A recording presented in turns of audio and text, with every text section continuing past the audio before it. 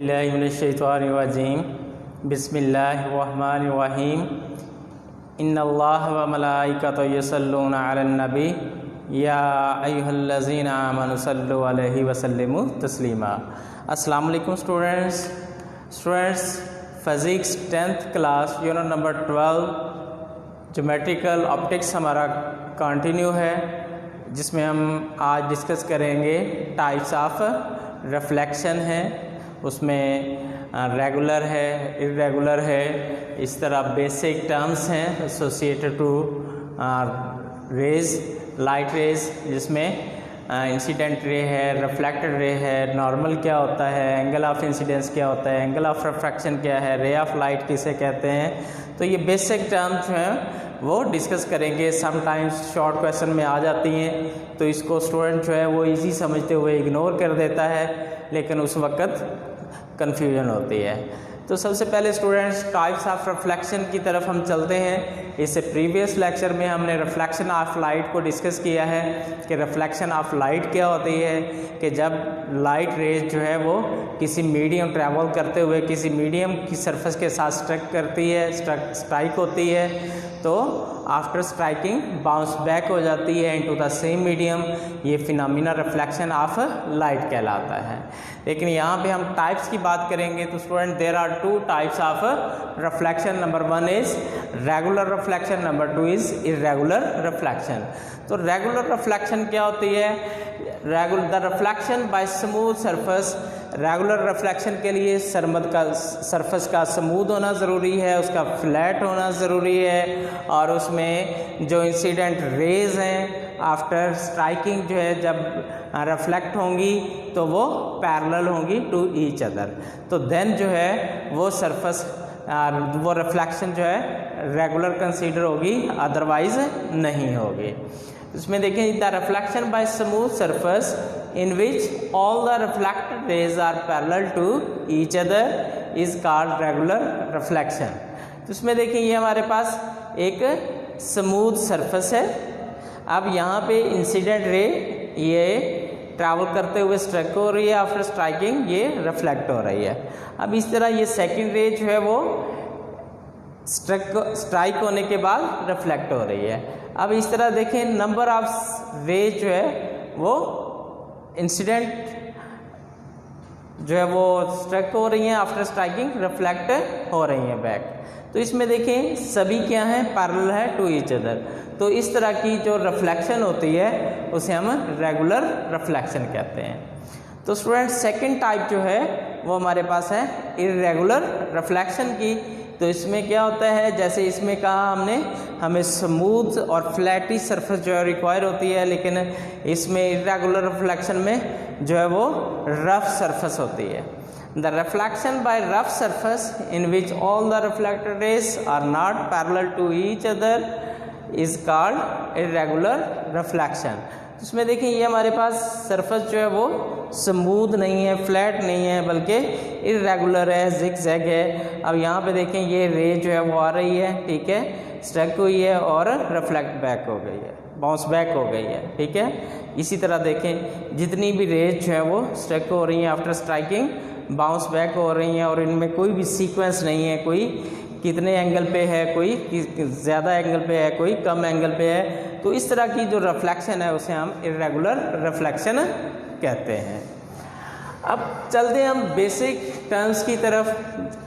जैसा कि हमने लॉज ऑफ रिफ्लेक्शन जो है वो डिस्कस किए थे, ठीक है। उसमें हमने इंसिडेंट रे कहा, नाम कहा, रिफ्लेक्टेड रेज कहा, ठीक है।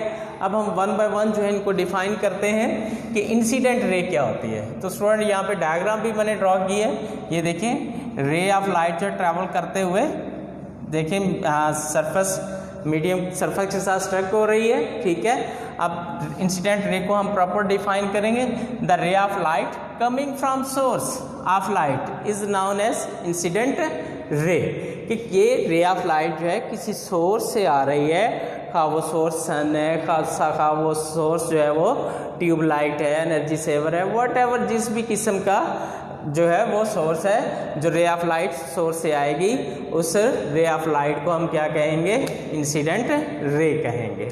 इस तरह जब ये स्ट्राइक होती है, आफ्टर स्ट्राइकिंग बाउंस बैक हो जाती है, रिफ्लेक्टेड रे कंसीडर होती है। इसको प्रॉपर डिफाइन करते हैं, द लाइट रे which is throne back when incident ray hit the reflected surface, कि जब किसी सोर्स से लाइट ट्रैवल करते हुए किसी भी मीडियम की सरफेस के साथ हिट होती है, हिट होने के बाद वो बाउंस बैक हो जाती है। बाउंस बैक होने वाली जो रे ऑफ लाइट होती है उसे हम रिफ्लेक्टेड रे कहते हैं।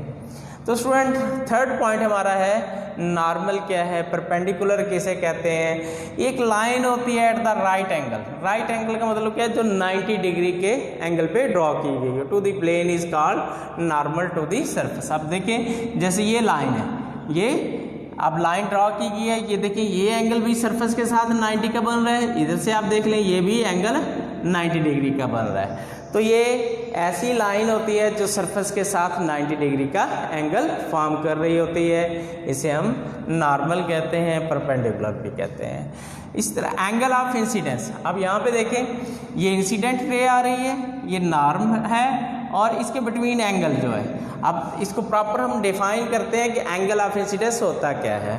The angle between the incident ray and the normal is called angle of incidence, के इंसिडेंट रे और नॉर्मल के दरमियान जो एंगल फॉर्म होता है उसे हम एंगल ऑफ इंसिडेंट कहते हैं।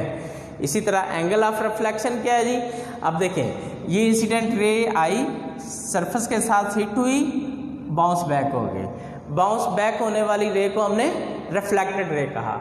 अब देखिए रिफ्लेक्टेड रे और नॉर्म के बिटवीन जो एंगल फॉर्म हो रहा है इसे हम क्या कहते हैं, एंगल ऑफ रिफ्लेक्शन कहते हैं।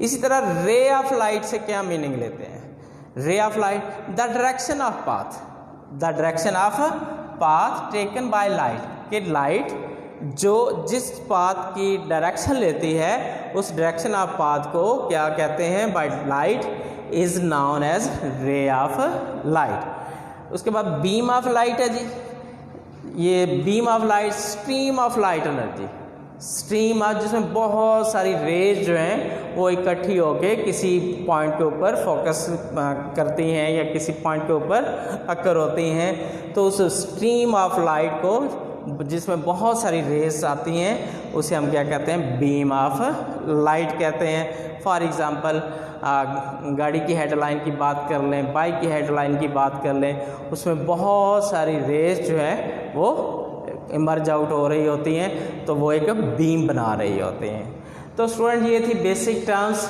जो कि बहुत ज़रूरी थी हमारे आगे मूव करने के लिए, नेक्स्ट लेक्चर्स के लिए, ठीक है, नेक्स्ट टॉपिक्स के लिए, ठीक है। तो इसको अच्छी तरह से देखिएगा, इसको इजी समझ के इग्नोर नहीं कर देना। सम टाइम बहुत आसान पॉइंट एग्जामिनर पूछ लेता है तो उस स्टूडेंट उसे इजी समझते हुए इग्नोर कर चुका होता है और उस वक्त जो है वो परेशानी होती है, ठीक है जी। इसको अच्छी तरह से रिवाइज कीजिएगा, लिख के प्रैक्टिस कीजिएगा, डायग्राम ड्रॉ करके प्रैक्टिस कीजिएगा। किसी भी किस्म की कन्फ्यूजन हो तो आप पर्सनली मुझसे डिस्कस कर सकते हैं। ओके जी, थैंक यू, अल्लाह हाफिज़, अस्सलाम वालेकुम।